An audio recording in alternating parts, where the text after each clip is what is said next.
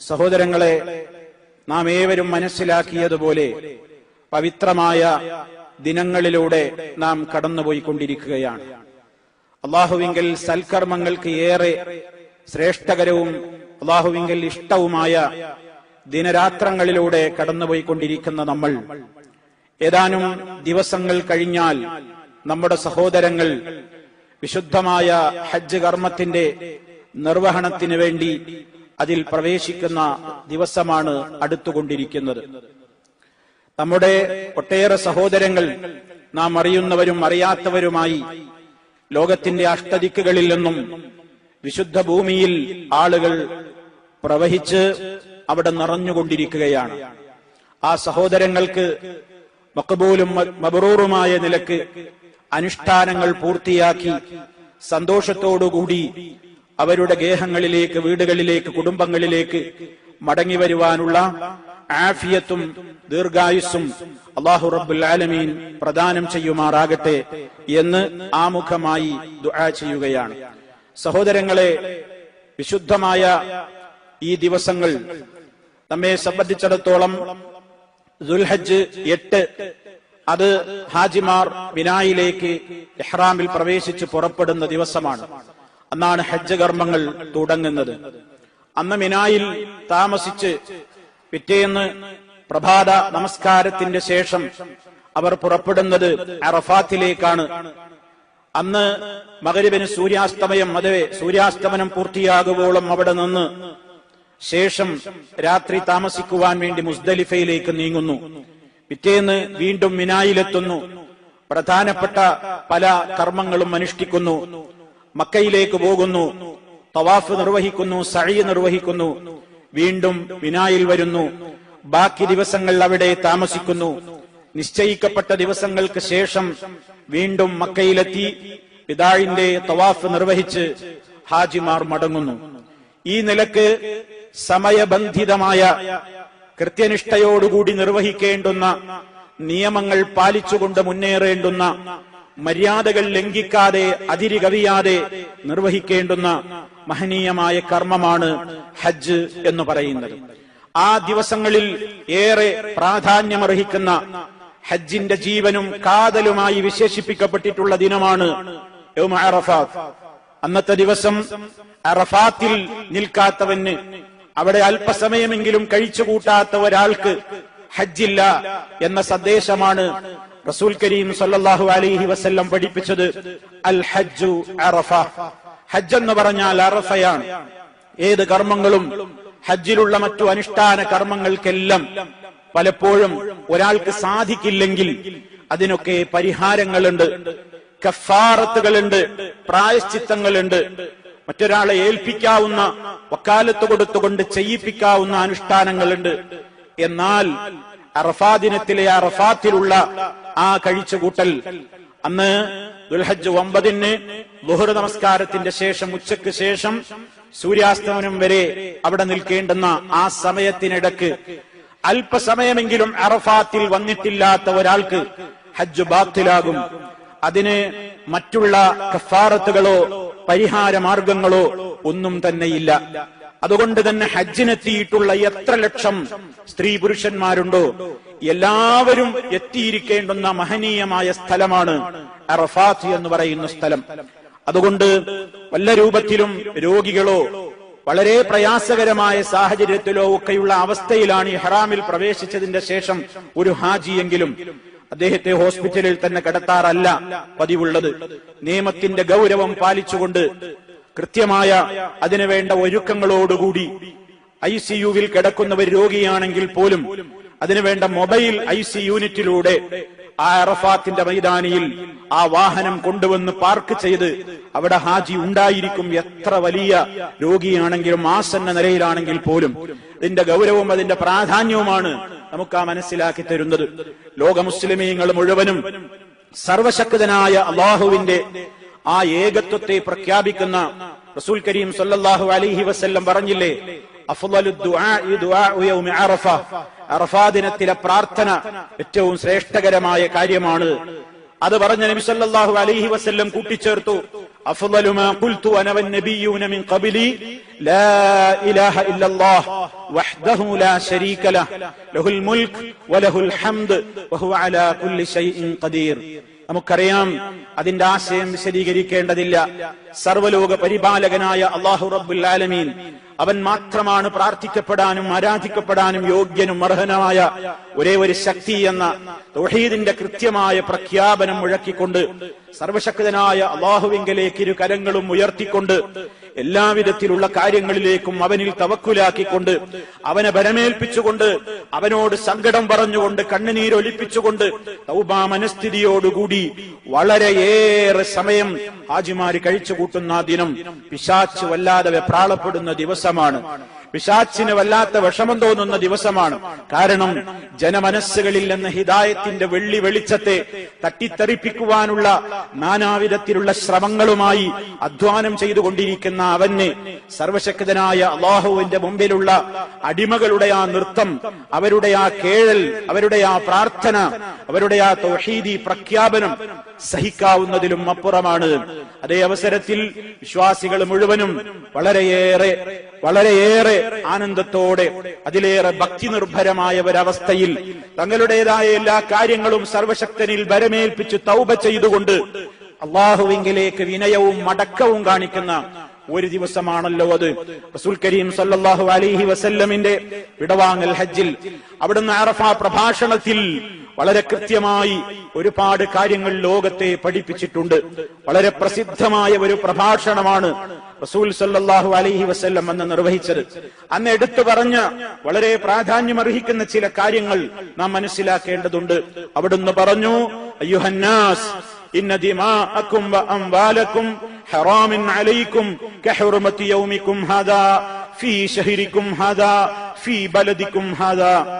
റസൂൽ സല്ലല്ലാഹു അലൈഹി വസല്ലം പറഞ്ഞു, ഓ ജനങ്ങളെ, നിങ്ങളുടെ രക്തം, അതുപോലെ തന്നെ നിങ്ങളുടെ സമ്പത്ത് നിങ്ങളുടെ മേൽ എല്ലാവരും പവിത്രതയോടെ കാണേണ്ടവയാണ്, പവിത്രതയോടുകൂടെ കാത്തു രക്ഷിക്കേണ്ടുന്നവയാണ് ഇവയെല്ലാം.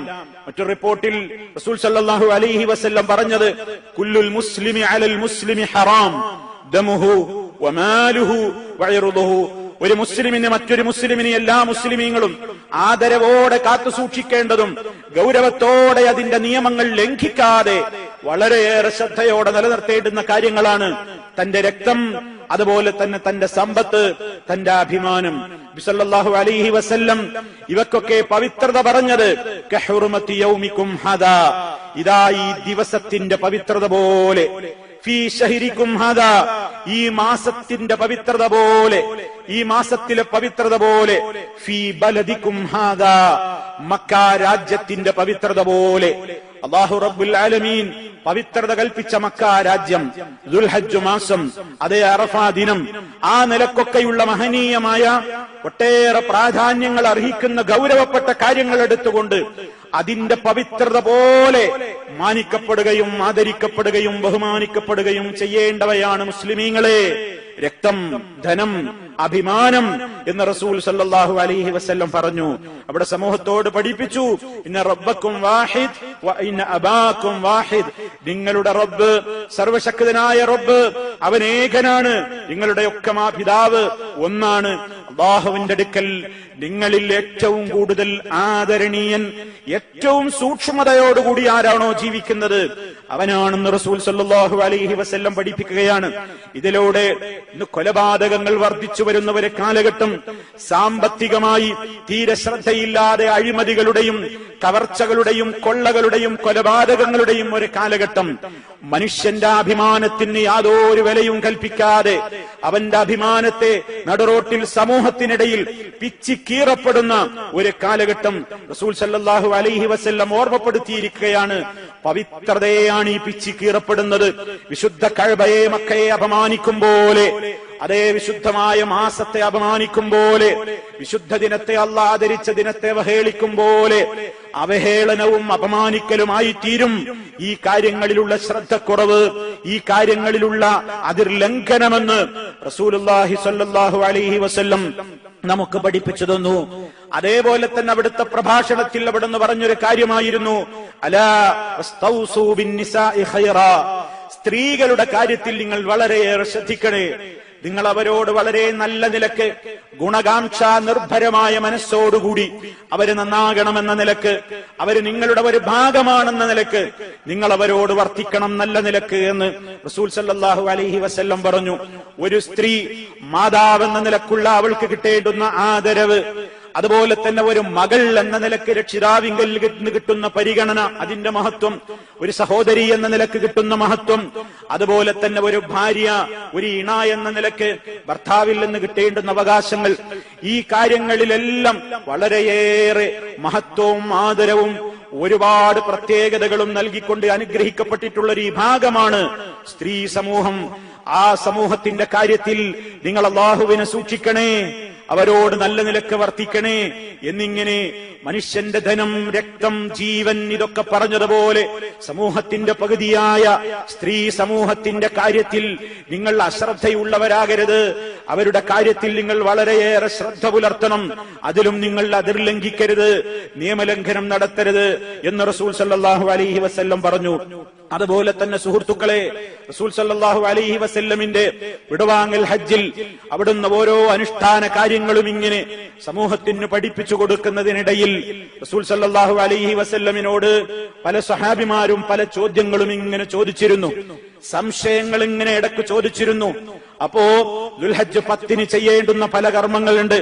ബലിയറുക്കലുണ്ട്, കല്ലേറ് നടത്തലുണ്ട്, മുടി നീക്കലുണ്ട്, അതുപോലെ തന്നെ തവാഫിന്റെ ഈ സഅയ്, മറ്റു പല കാര്യങ്ങളും, ഒരുപാട് അനുഷ്ഠാനങ്ങൾ ഒന്നിച്ചു വരുന്ന വളരെ മുഖ്യമായ ഒരു ദിവസമാണല്ലോ നാം ഇവിടെ ഈദ് ആഘോഷിക്കുന്ന. ഹജ്ജിന്റെ അനുഷ്ഠാനങ്ങളിൽ വളരെ പ്രാധാന്യമർഹിക്കുന്ന പല കാര്യങ്ങളും നടക്കുന്ന ദുൽഹജ്ജ് 10 ദിവസം.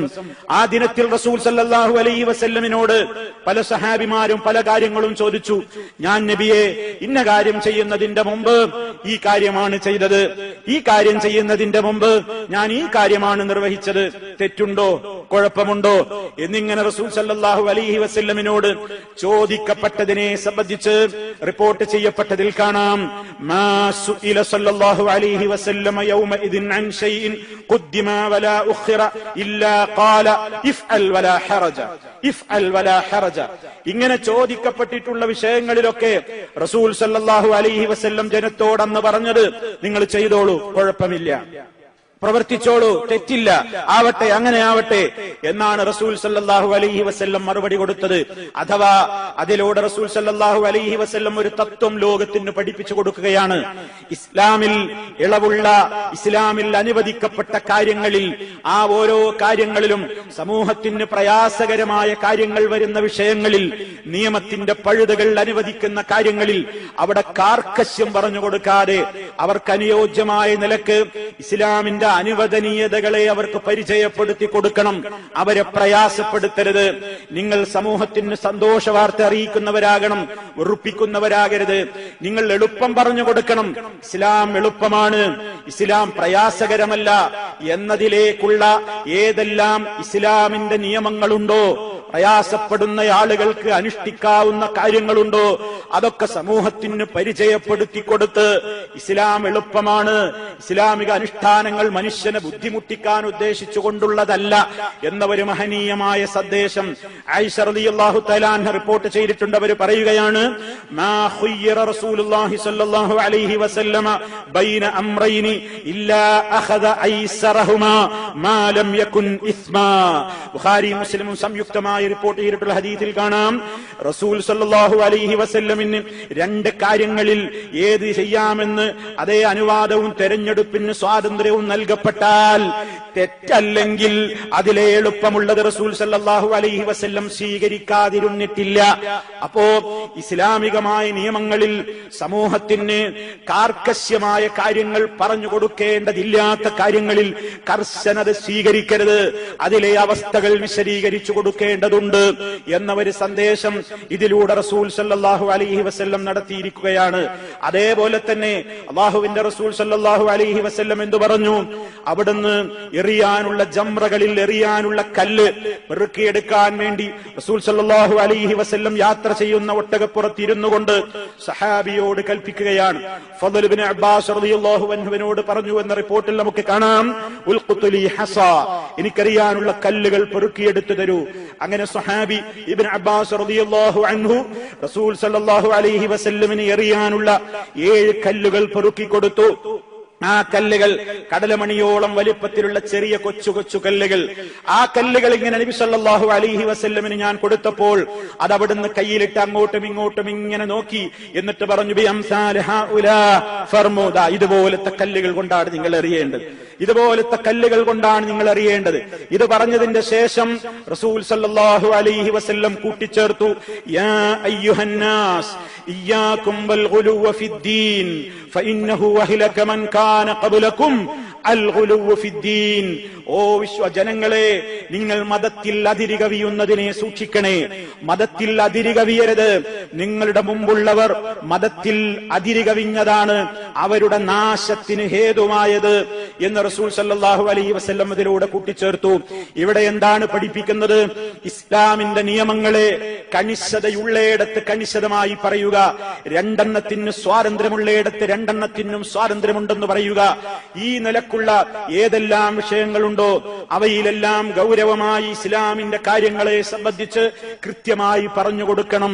അതിൽ ഒരിക്കലും അലംഭാവം അരുത്, മനുഷ്യനെ വെറുപ്പിച്ചകറ്റി നിർത്തരുത് എന്ന് നബി സല്ലല്ലാഹു അലൈഹി വസല്ലം പറഞ്ഞു. എന്നാൽ ഇതിന്റെ ഒരു മറുവശം നമ്മൾ പ്രത്യേകം ശ്രദ്ധിക്കേണ്ടതുണ്ട്. ഇതിന്റെ മറപിടിച്ചുകൊണ്ട് ഇസ്ലാം എന്നാൽ എളുപ്പമാണ്, മതം എന്നാൽ മിതമാണ്, ഒരിക്കലും ഇതിൽ അതിരുകവിയാൻ പാടില്ല എന്ന് പറഞ്ഞുകൊണ്ട് ഇസ്ലാം വളരെ കൃത്യമായി പഠിപ്പിച്ചിട്ടുള്ള കാര്യങ്ങളെപ്പോലും അതൊക്കെ അതിരുകവിയലാണ്, അതൊക്കെ ഉലുവാണ്, അതൊന്നും പാടില്ല. ഏതുപോലെ മനുഷ്യൻ അവന്റെ വസ്ത്രം നെരിയാണിക്ക് താഴെ താഴ്ത്തി ഉടുത്താൽ അതേ നരകമാണെന്ന് റസൂൽ സല്ലല്ലാഹു അലൈഹി വസല്ലം പറഞ്ഞിട്ടുണ്ട്. ഒരു മുസ്ലിമിന് ആ കാര്യത്തിൽ കണിശതയുണ്ട്. എന്നാൽ 1/2 ഇഞ്ചിലാണോ ഇസ്ലാം, 1/4 ഇഞ്ചിലാണോ ഇസ്ലാം എന്നൊക്കെ പറഞ്ഞതിനെ കൊച്ചാക്കി ആ രൂപത്തിൽ അത്ര കണിശതയൊന്നും വേണ്ട, അങ്ങനെ കയറ്റി ഉടുക്കണ്ട. നബി സല്ലല്ലാഹു അലൈഹി വസല്ലം ശ്രേഷ്ഠകരമായി പറഞ്ഞ അതിന്റെ ഭാഗം അതൊക്കെ ആരെങ്കിലും പാലിച്ചാൽ അതൊക്കെ തീവ്രവാദമാണ്, അതിരുകവിയലാണ് എന്ന് പറയുകയും, അതുപോലെ ഇസ്ലാമികമായ ഏതെല്ലാം നിയമങ്ങളുണ്ടോ അള്ളാഹു കൃത്യമായി പഠിപ്പിച്ച കാര്യങ്ങളെ അതിൽ നിന്ന് ജനങ്ങളെ ഒഴിവാക്കിയിട്ട് അതൊന്നും ആവശ്യമില്ല, അത്ര കർശനാവേണ്ട കാര്യമൊന്നുമില്ല എന്ന് പറയാനും പാടില്ല. ഇവിടെ പറഞ്ഞതിന്റെ ഉദ്ദേശം ഇസ്ലാം നൽകിയിട്ടുള്ള ഇളവുകൾ, പ്രമാണങ്ങളിൽ സ്ഥിരപ്പെട്ടു വന്നിട്ടുള്ള കാര്യങ്ങൾ, ആ കാര്യങ്ങളിലെ കണിശതയുള്ളത് കണിശമായി, രണ്ടെണ്ണത്തിന് സ്വാതന്ത്ര്യമുള്ളതായി ആ രൂപത്തിലൊക്കെ ഏതെല്ലാം ഇളവുകളും പ്രത്യേകതകളും ഇസ്ലാം പറഞ്ഞിട്ടുണ്ടോ അതൊക്കെ അതിൻ്റെതായ നിലയിൽ തന്നെ പഠിപ്പിച്ചു കൊടുത്തുകൊണ്ട് അതേ ഇസ്ലാമികമായ കാര്യങ്ങളെ സംബന്ധിച്ച് റസൂൽ സല്ലല്ലാഹു അലൈഹി വസല്ലം അന്ന് ഗൗരവത്തോടെ ഇതിലൂടെ കൃത്യമായി തന്നെ പഠിപ്പിച്ചു എന്ന് ഇവ വിശദീകരിച്ചിട്ടുള്ള പണ്ഡിതന്മാർ രേഖപ്പെടുത്തിയിരിക്കുകയാണ്. അതുപോലെ തന്നെ റസൂൽ സല്ലല്ലാഹു അലൈഹി വസല്ലം അന്ന് പ്രത്യേകം എടുത്തു പറഞ്ഞത്, ശൈത്താനിത വളരെയേറെ നിരാശനായിരിക്കുകയാണ്, അവനെ ആരാധിക്കുന്നത് കാര്യത്തിൽ അവന് വല്ലാത്ത പ്രതീക്ഷ, ഇതാ ഈ ജസായിരിൽ അതല്ലെങ്കിൽ ഈ രാജ്യത്ത് അവനില്ല. പക്ഷേ അവൻ എന്തു ചെയ്യുന്നു? അവൻ നിങ്ങൾക്കിടയിൽ അല്ലെങ്കിൽ അവർക്കിടയിൽ ജനങ്ങൾക്കിടയിൽ തഹ്രീസ് ഉണ്ടാക്കി തീർക്കും, തഹ്രീസ് ശൈത്താൻ ഉണ്ടാക്കും എന്ന് റസൂൽ സല്ലല്ലാഹു അലൈഹി വസല്ലം മുന്നറിയിപ്പ് നൽകി. എന്താണ് തഹ്രീസ്? ഉലമാക്കൾ വിശദീകരിക്കുകയാണ്, അത്തഹ്രീദു ബിശ്ശർരി ബൈനന്നാസ്, ജനങ്ങൾക്കിടയിൽ ശർറിന് പ്രേരിപ്പിക്കുക, വഹംലുഹും അലൽ ഫിത്നി വൽ ബഗ്ദാ, ആളുകൾക്കിടയിൽ ഫിത്നകൾ പറഞ്ഞുണ്ടാക്കുക, ഫിത്നകൾക്ക് അവരെ പ്രേരിപ്പിക്കുക, പരസ്പരം പകയും വിദ്വേഷവും വളർത്തിയുണ്ടാക്കുന്ന കാര്യങ്ങൾക്കായി ഓടി നടക്കുക, വൽ ഇഫ്സാദ് വസ്സഹ്നാ, അവർക്കിടയിൽ ഫസാദും അതുപോലെ തന്നെ വിദ്വേഷവും വളർത്തുന്ന ഒരുപാട് കാര്യങ്ങളിൽ ശൈത്താൻ വളരെ ജാഗ്രതയിലാണ്, അവൻ അതിനു വേണ്ട അധ്വാനത്തിലാണ്. അതുകൊണ്ട് ഫൽനഹ്ദർ മിൻ കുല്ലി മൻ യുഫർരിഖു അംറനാ, നമ്മുടെ കാര്യങ്ങളിൽ ഭിന്നിപ്പിക്കാൻ ശ്രമിക്കുന്നവനെ കരുതിയിരിക്കേണ്ടതുണ്ട്. വയബുസ്സുൽ ഫിത്ന ബൈനനാ, നമുക്കിടയിൽ ഫിത്നകൾ വിതക്കുന്നവരെ വളരെയേറെ സൂക്ഷിക്കേണ്ടതുണ്ട്. അതെ നബി സല്ലല്ലാഹു അലൈഹി വസല്ലം പറഞ്ഞത്, സർവശക്തനായ അല്ലാഹുവിനെ മാത്രം ആരാധിക്കുന്ന ആളുകൾക്കിടയിലും ശൈത്താന് പണിയുണ്ട് എന്നാണ്. അവരെ തമ്മിൽ തല്ലിക്കുക, അവരെ അകറ്റുക, അവർക്കിടയിൽ ഫിത്നകൾ പരത്തുക, അവരെ സമൂഹത്തിന്റെ ഒന്നുമല്ലാതാക്കി തീർക്കുവാനുള്ള ശ്രമങ്ങളിൽ ഏർപ്പെടുക. നബി സല്ലല്ലാഹു അലൈഹി വസല്ലം ഗൗരവത്തോടുകൂടി കൂടി അത് ഓർമ്മപ്പെടുത്തിയിട്ടുണ്ട്. ഈ വക കാര്യങ്ങളൊക്കെ ഈ അനുഷ്ഠാന ദിവസങ്ങളിലൂടെ കടന്നു പോകുന്ന നമ്മുടെ മനസ്സുകളിൽ കയറി വരണം. ഒട്ടേറെ കാര്യങ്ങളുണ്ട്. സമയപരിമിതി ഓർത്തുകൊണ്ട് ഞാൻ അതിലേക്ക് പ്രവേശിക്കുന്നില്ല. സർവശക്തനായ നാഥൻ ഈ വിശുദ്ധമായ ദിവസങ്ങളിലൂടെ കടന്നു പോകുന്ന നമുക്ക് അല്ലാഹു അതിന് കൽപ്പിച്ചിട്ടുള്ള ആദരവുകളെയും മഹത്വങ്ങളെയും കാത്തുസൂക്ഷിച്ചുകൊണ്ട് മാനിച്ചുകൊണ്ട് നമ്മെ കൊണ്ട് കഴിയാവുന്ന നിലക്ക് കൂടുതൽ സൽക്കർമ്മങ്ങൾ അനുഷ്ഠിച്ചുകൊണ്ട് അതിന്റെ മഹത്വവും പുണ്യവും വാരിക്കൂട്ടുന്ന നല്ലവരായ ആളുകളിൽ ഉൾപ്പെടുവാൻ നമുക്കെല്ലാം അല്ലാഹു റബ്ബുൽ ആലമീൻ തൗഫീഖ് നൽകിക്കൊണ്ട് നമ്മെ ഓരോരുത്തരെയും അനുഗ്രഹിക്കുമാറാകട്ടെ.